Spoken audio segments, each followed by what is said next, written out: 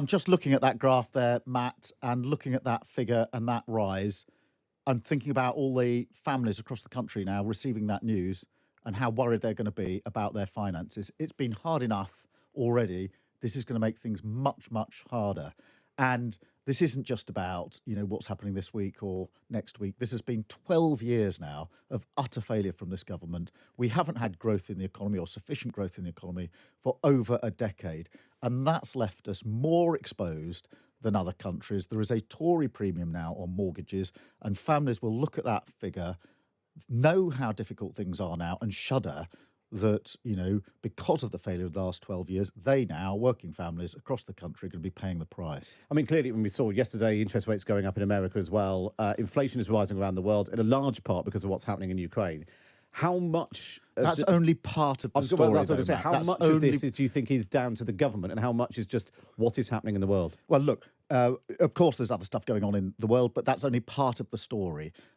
We're more exposed in this country. We're paying a higher price in this country because of the failure over the last 12 years. We've got weak foundations to our economy. We haven't had anything like the growth that we've needed. Therefore, we're more exposed. So it is not right for the government to simply suggest this is all external factors. This, I'm afraid, lies at the door of Downing Street.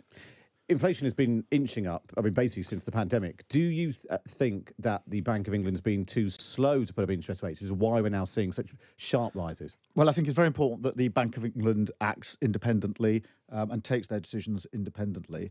But the environment in which these decisions are being taken is an environment that's been set for a very, very long time. Yes, we had a kamikaze budget under Liz Truss, which did real economic damage to our country. But that's just the edge of what's been going on for a very, very long time. Talk to any businesses across the country and ask them the simple problem of the last 12 years, and they will say, we haven't grown the economy, we haven't got strong foundations, and that's down to this government. But now, yet again, working people paying the price. Looking at that graph today, people will be immediately going to their mortgage repayments. They know they're paying a Tory premium.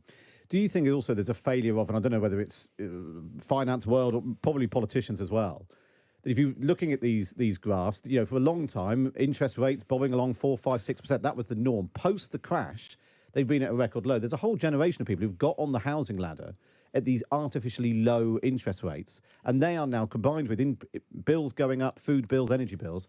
People are going to be really struggling as a result of basically being sold mortgages which weren't sustainable in the long term. I don't think they were artificially low, but you're absolutely right to focus on those individuals.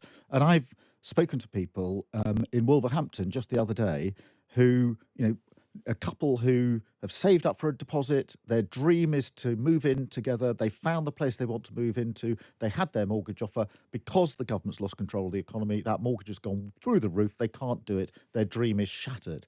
There are so many. These are the human costs of this Tory failure. Another couple I talked to, they want another child. They've got one. Again, found the place they want.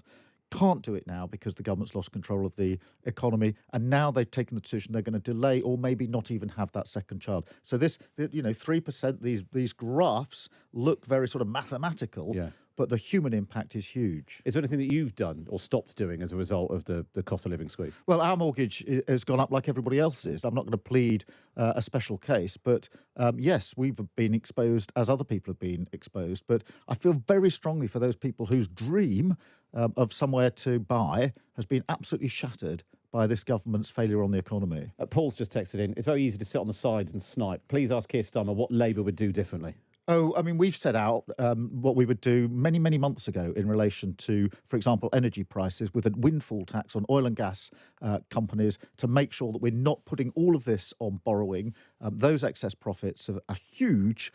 Even the oil and gas companies say they recognise that they should pay their fair share. We would do things very differently. We need to stabilise the economy. We need to grow the economy. And as for being on the sidelines, I've been saying for some time, let's have a general election. Let the public choose.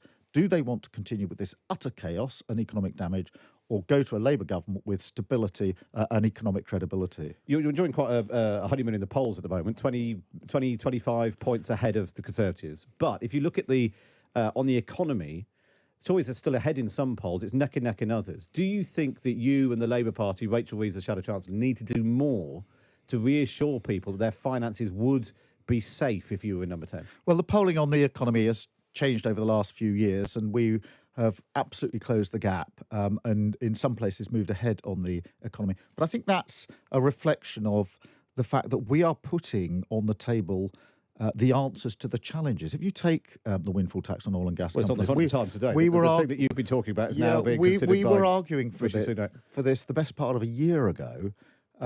Rishi Sunak then took a part of that, but he waited a number of months. People paid the price for that. And now they're umming and ahhing about doing it. It's obvious to us that if there are excess profits there, profits those oil and gas companies didn't expect to make, and they're saying they'll pay their fair share, well, then they should pay their fair share. It shouldn't be put on to borrowing, which in the end means that taxpayers, those whose mortgages are going up, can pay double for this. So the reason I think people are looking again at Labour Party is because we are putting those pragmatic, sensible solutions on the table, and the government is behind the curve on this. Just 'cause I've been asking the same thing of Conservatives. Just some nice short answers. Should benefits rise in line with inflation? Yes. Should the triple locks remain for pensions? Yes. And should the health and social care levy be returned, given that you seem to accept the NHS needs more money? Well, we do need more money for the NHS, and we would obviously fund that in our own way. But yes, we do need. And have you spoken to Rishi Sunak beyond just across the dispatch box if you had a cup of tea? Yes, we have spoken. We've obviously got to have a relationship that is beyond the dispatch box. And I've been very clear with him that whilst we will be robust in our challenges to each other, and you've seen a bit of that in PMQs, when it comes to other issues, Ukraine, the security of our country, or, heaven forbid, terrorism, I think the country would expect the Prime Minister and lead the opposition to be in lockstep and working together, and we will be.